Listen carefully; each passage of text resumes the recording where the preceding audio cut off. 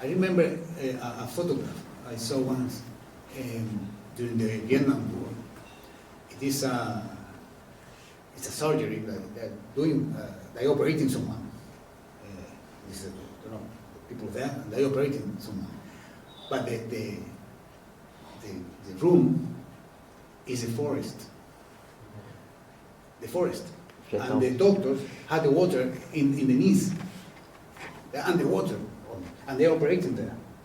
That's war. But probably they saved someone. The medical people in Venezuela have to start thinking that way. We are at war, so we have to go ahead. We have to resist, and that's a way to resist. And somehow it started to happen. But still, there is a colonial mind. So there are discontent in the labor force. Some protest. The doctors, we need to go to when we can work in that way. They try to have a strike, for example, but on the other hand, even with the hard situation we are living, we don't have much protest. We don't have that, people are working, people are trying to go ahead.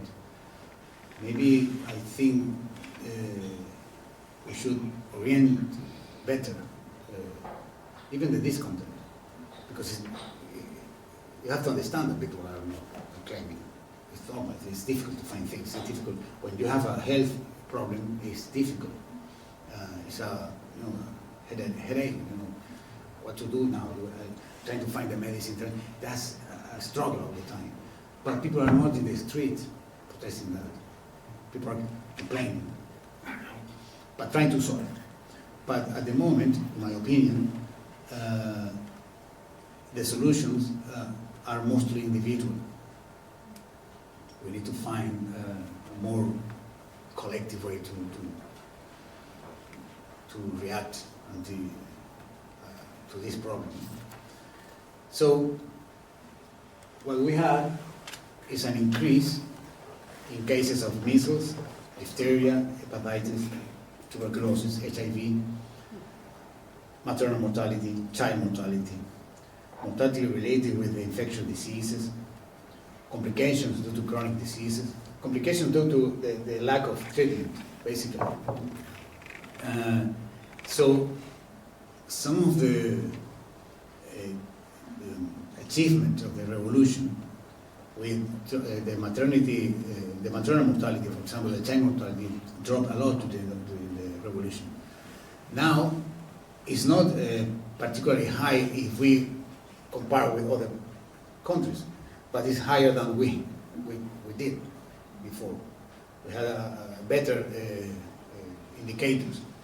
Now they are not that as good as we had because of the measures against us. If we cannot buy medicines, obviously there will be a problem with the health. And there have been people have died for reasons that could be avoided. Not because you crash in the car, okay, you die. But you have a disease that can be controlled, that can be treated, because you only need this and inject something and that's it, and you don't have that. That's completely unfair. Because the solution exists, the treatment exists, and we have the money to buy the treatment, but they don't allow us to have it. And so there is a figure of 40,000 people who have died. Maybe now it's more, but the figure is not very clear, but people have died because of that. That's a consequence of the measures we have taken. That's a fact. So let's take about health. Similar things can be talked if we mention education, for example, or the food things. It is difficult to find medicine, it's difficult to find food. But with the food, we have something that we can produce it. And now that is something that is being promoted. Oil make us very dependent country since the 20th century.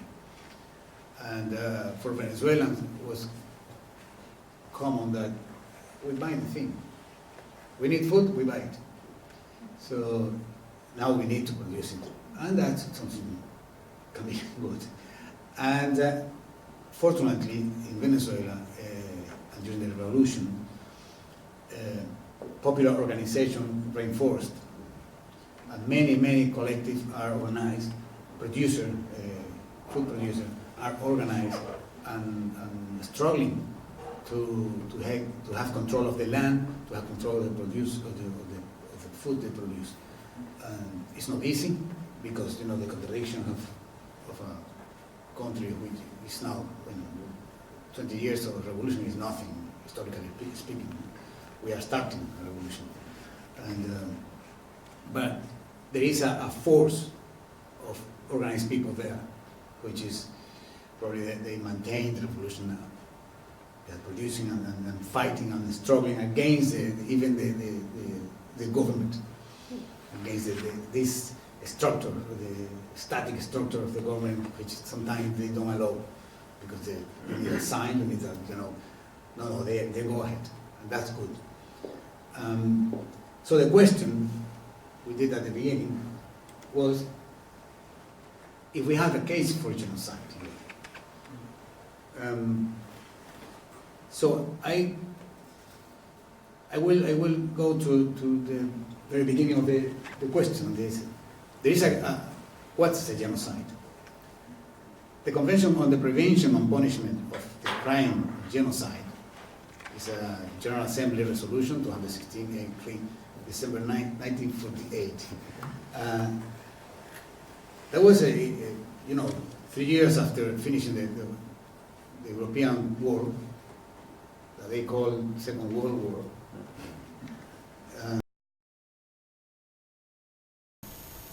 But since the European War, which is the United States stupid was, they made this, and I will read two articles, 2 and the Article 3, because in the Article 2 is the definition of genocide. And it said, in the present convention, genocide means any of the following acts committed with intent to destroy, in whole or in part, a national, ethnic, racial, or religious group as such. A, killing members of that group, causing serious bodily or mental harm to members of the group, deliberately inflicting on the group conditions of life calculated to bring about its physical destruction, in whole or in part, imposing measures intended to prevent birth within the group, forcibly transferring children of the group to another group. It says a national group, ethnic, racial, and a national group is in the definition, not a political group. They didn't want to put political group because, if someone is asking for how do you call it, when you leave the country and you look for protection in another country. Obviously, you have political problem in your country, you can be in the same thing. So they put political, they put national group. And then the other article, the third, says, the following acts shall be punishable. Genocide, first, but then conspiracy to commit genocide, direct and public incitement to commit genocide, attempt to commit genocide, and complicity in genocide. All these are acts punishable by this convention. And there are three other instruments. One is the Statute of the International Tribunal for the former Yugoslavia, which keep the same definition for both Article 2 and 3. The Statute of the International Tribunal for Rwanda keep the same definition, and the Statute of Rome on the International Criminal Court, which created the Justice International Court. All these instruments keep the same definition. Maybe we can like it or not, but this is a definition that can be useful at the moment. But the question is, again, if there is an attempt of genocide, what to talk about the American government, what they are doing.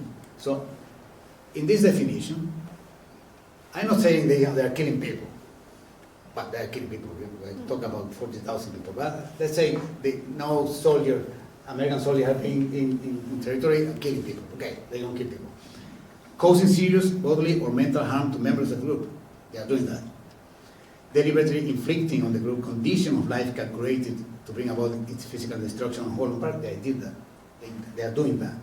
And look at that. This is let's see. Here this is a declaration of the State Department made on January the 9th, 2018. And they say, the campaign against Venezuela is working. Financial sanction that we have imposed, have obliged the government to go through default, both in the debt as in the PDVSA debt, their petrol oil company. What we are seeing is a total economical collapse in Venezuela. Then our politics are working, our strategy are working, and we keep it. Let's say the Department of State. Then there's another declaration of William Bromfield. William Bromfield was ambassador of the state in Venezuela. It's not anymore. On October the 12th, 2018, he said, we should treat or deal with this agony, a tragedy that will be going on until reaching the end.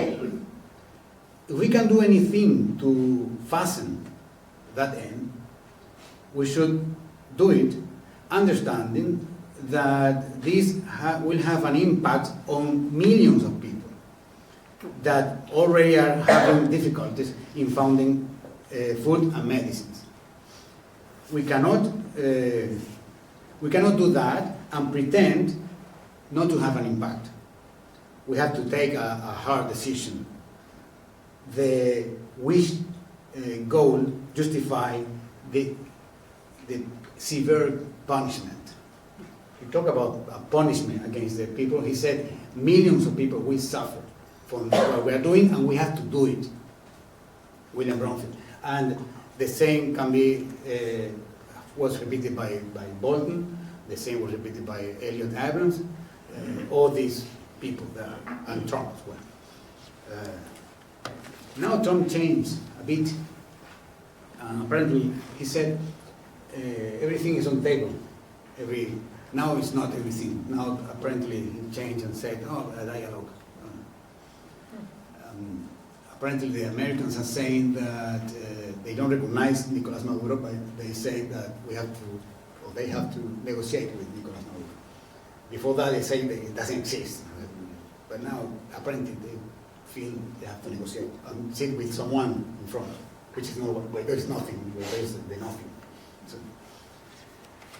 So apparently the American government have a policy that is causing serious bodily or mental harm to members of our group. Who is the group? It's a national group. And the national group is the people of Venezuela. It's not against, if they demonstrate that their measures are against the governmental officials or the militants of the Socialist Party, it would be something against a political group, and doesn't count as a genocide. But it's not a political, because everybody is suffering the same. So it's a national group. It's the people of Venezuela who is suffering.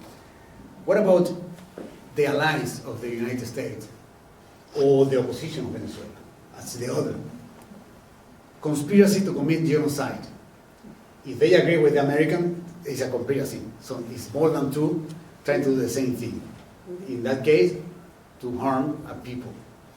direct and public incitement to commit genocide. They say that. They are pushing that. And the opposition of Venezuela is claiming for sanctions against Venezuela publicly. It's not something they say in television. Attempt to commit genocide, there are attempts to commit genocide if we accept that they are making suffering of people. Complicity in genocide, of course they are complicity in genocide. So apparently we could have a case for genocide, and we have reason to not only to say the Americans or the American government is trying to commit genocide against a national group, but there are others who also are making a sort of comparison to that, which is the group of Lima, could say, maybe, the European Union, and the opposition of Venezuela. Or the opposition, let's say now, because now the things are a bit complicated in Venezuela, the Guaido people, or the opposition represented in Guaido, which they ask for sanctions every day. They applaud when every executive order of the Trump administration, they say it's good. Now Guaido, probably Guaido is not a reference for anything because it's highly limited, mentally limited, I think. So it's not, but what he represents is dangerous and had make us a lot of damage. And they say now because the thing in the National Assembly, he had no control of the National Assembly, it's a mess there, and he said, but the sanctions had to be reinforced. So he directly and publicly incites to commit genocide. It's not easy to demonstrate that in the court, but at least politically it's important to start mentioning that as a case. And even in Venezuela, we have been talking about a crime of humanity, against humanity, and crimes against human rights, a violation of human rights. We haven't used the word genocide yet, but maybe politically it's important because it's a very strong word. Without taking the content of the word, it's important to recognize when there is a genocide. It's an important thing for us, not to use it freely. But I think we can think about that. Think about whether we have a case or not. I think, without being a lawyer, that we might have a case, because the whole national group is being inflicted with harm, and the measures imposed by the United States goes to destroy the people. They have destroyed countries already, so we know they know how to do that. They apparently like to do that. I wouldn't say, and it's true that this is a declining empire that make them more dangerous than ever, because they are powerful. They have the guns, they have the bombs, and they don't have culture, and that is very dangerous. So people like Trump, for example, a psychopath that threatened the world at random, but with a military power, is very dangerous. With the control of the financial system they have. So it's a declining empire, but it's very dangerous. We have to be prepared to resist and to somehow attack in the sense not of military attacking, because we don't have to. We are not a threat to the United States. We cannot counterattack them if there is a military thing. We can do something, but not in the way they think. It's not a conventional war. We can resist in another war, and we are doing things for that. One of the things that's important is the organization of the people, the organization of the grassroots movement in Venezuela, which we have to reinforce, of course. But there is something in Venezuela that makes us different from other countries in Latin America. One is what Charles called the civilian-military union.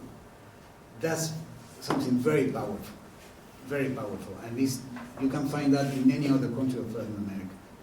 In Latin America, the army is traditional, very, very conservative, because the United States made the job and made it very well. You know that the Bolivian army was trained not in Bolivia. The Bolivian army had been trained in Chile or in the United States, and the result we can see now. The Venezuelan army is different, especially after maybe an inflection point is 1989, when the Caracazo, because the army was sent to the street to repress people, and for some reason, part of the army refused to do that, Chavez among others, and they started a movement inside the army, saying, we are not here to repress people. And Chavez took the ideas of Bolivar, these Bolivarian things, very, very strong, very important, because we say we are the liberator army. We are not a repressing army. The Venezuelan army left the country once in the history, and left the country to liberate other countries, and then went back to Venezuela. And that's symbolically very important to have this in mind. So we are not conquerors. We liberate other countries and we came back. We didn't take control of other countries. And Chavez took that idea as something very important. Our army, the Venezuelan army, is a liberated one, not is a repressing one. And he changed all the programs in the academy, and the training of the military people, the troops, was changed with other values of independence, of respect for the people, because they were people as well. And many programs has been done with the military and the civilians together. So for a Venezuelan, being doing something with the soldiers alongside is normal. It's not something that you feel, oh, I'm a soldier here. No, it's normal. And you think, oh, come here. Just bringing food, for example. And you have, we're distributing food, and there are soldiers and there are civilians, and normal. So that makes our army different from the others. You see the army in Uruguay, for example, or in Chile. All of them have two surnames. All they come from a family. All of them are white. All of them came from middle class. They repress, they know how to do that. They know how to torture people. In Venezuela, we can have cases, because it's normal. It's not that I justify that, but it happened. But in general, it's not a state policy to torture people, as it is in Chile, or it's in Uruguay, or in Argentina, or Bolivia, during the dictators. Or in our case, not. We see the soldiers as brothers and sisters, and that's very strong. And you know that the opposition had tried really to get people from the army paying, and they cannot. I mean, sometimes you can see someone from the army who betrayed. Probably most of these people who have betrayed the government, they don't have troops. They're in the office, It's an official that makes papers. So okay, goodbye. As happened with most of the officials who were involved in the coup d'etat in 2002. Most of them had been previously identified, and they didn't have troops. They didn't have power to They have secretaries and other people and doing bureaucratic things, and they couldn't achieve to do what they wanted. So we have a strong thing in Venezuela. One is the popular power, the organization of the people, and the other is the civilian military union. So, keep fighting.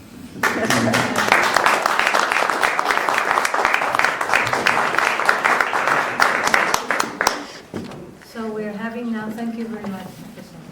It's too interesting.